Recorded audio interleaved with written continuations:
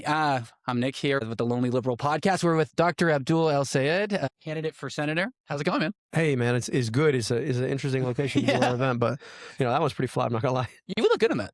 I was thinking what one I would pick. That's the swearing in right there. Exactly. Find your side. Well, yeah, we're in Warren. We just had a great event at the Dovetail. It was so cool. But I got some questions for you. Sure. All right. So I think one of the biggest misconceptions about you in general is that you're just this huge socialist.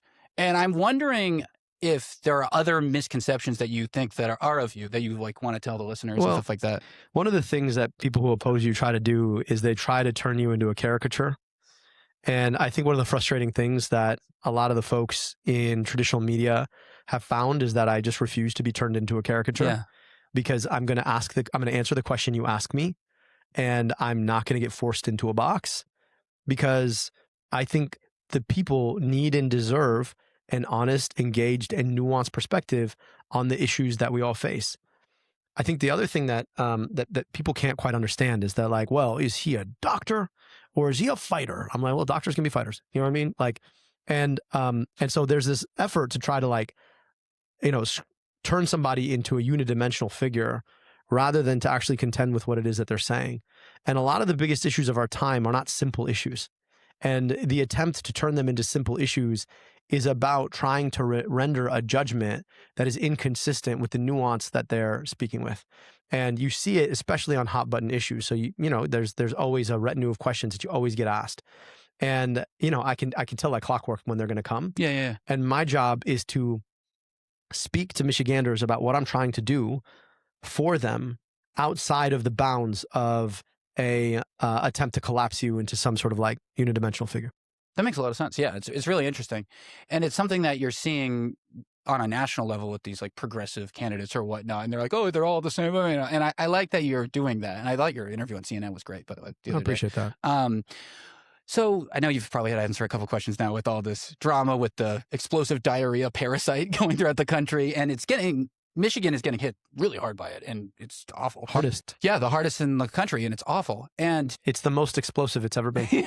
Never been more explosive. Michigan toilets everywhere. Like, why? Yeah. What do we do to deserve this? Plumbers are eating well, but they're not. They've got explosive diarrhea too. I know. No, yeah. Rough day for everyone. But I have a hunch. I'm not a medical professional like you, but that dismantling CDC programs, monitoring programs, stuff like that didn't help. And so I got I'm just waiting. I'm waiting for RFK Jr. He's going to come out and be like, well, we've studied this and it's just like it's like a juice cleanse. Have you tried raw milk? It's like it comes from the lettuce and it's like a juice cleanse. It is, you cleanse yourself the whole way out. I'm like, well, bro, like I've never seen anyone reframe cyclosporiasis, a parasitic illness, but like it's coming. Watch, mark my words. Oh, I bet he'll say that's how he got his abs. And same with Kid Rock. But anyway, like it does speak to a larger thing. And I think like RFK is almost a symptom of this, of like just distrust in the CDC and the federal medical establishment, blah, blah, blah.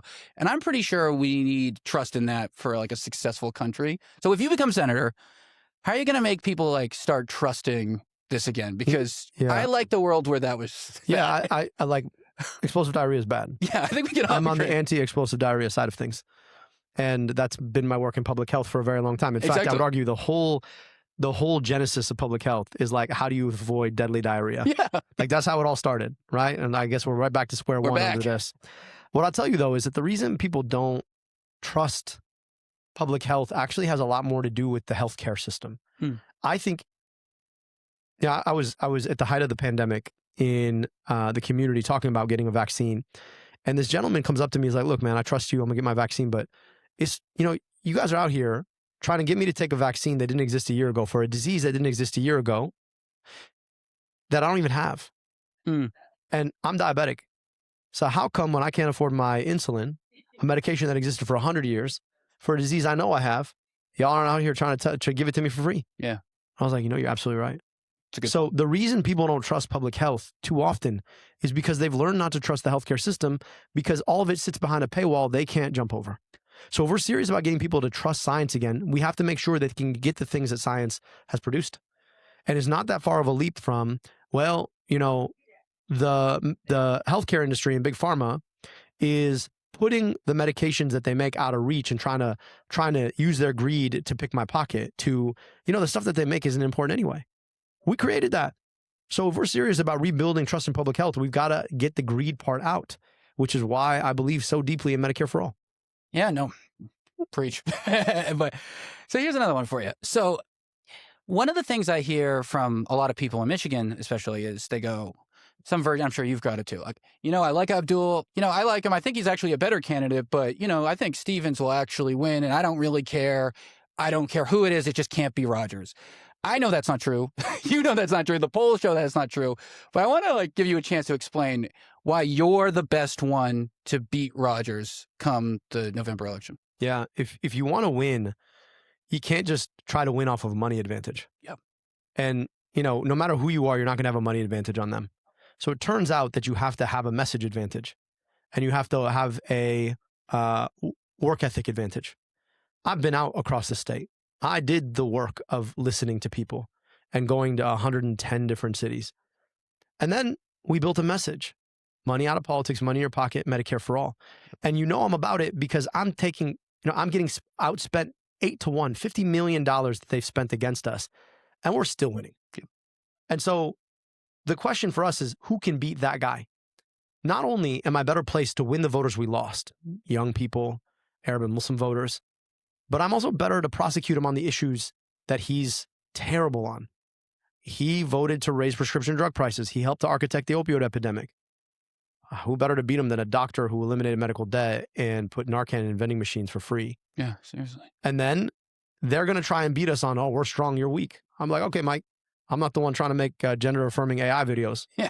I'm just saying, So who better to beat him on the issues that he thinks he's strong on the issues that he's definitely weak on? And who's built the campaign that can withstand a movement of people that can change the electorate? So I'm not the only one to say it. Every single poll that's looked at this race shows that I am a better candidate in the general election. So you don't even have to take my word for it. Just look at the polling. Read. Now, if that doesn't meet your stereotype, I'm so sorry. But there's something about evidence that should change the way we think about things when it's presented to us. You would hope. Well, here we are, right? Here we are at the tuxedo store. We have to start a conversation about explosive diarrhea. Because, exactly. We can't wash vegetables anymore in this country. Well, speaking of muscles, I heard you bench 315. Strong guy. Again, you don't have to hear about it. No, we see it. There's video. All right, last one for you. So Thomas Massie just, I think today, put out his amendment to the spending bill to completely eliminate funding for Israel. You have AOC, Bernie saying, woohoo, we like that. Of course, you have Hakeem Jeffries saying, meh. And it just seems like the classic, like you said, kind of this divide, label-y thing, and nothing's happening, and it's so annoying. So, I just wanted to hear your thoughts on this whole thing and basically what can we do here? It's a crazy thing that my opponent, who's running for U.S. Senate in Michigan, would rather send our Michigan tax dollars to backstop apartheid and genocide for a foreign government rather than to keep that money here. She voted against that amendment. She wants to send your money to a foreign government rather than to keep it here. That's what this is all about. That's why AIPAC is spending this much money to beat me, because God forbid, I want to keep your money here rather than, decimating other people there. So that's really what you need to know about it. And it is high past time for us in these United States to decide that our children deserve health care more than a foreign government deserves our tax dollars. Yep. American first, right? Where have we been? Not that hard. All right, dude. I'll let you get out of here. I know you're busy, but it's been a pleasure. Appreciate you, man, and enjoy the tuxedo shop. Yeah, I might get a pocket square. I mean, you look good on that. I'm telling you.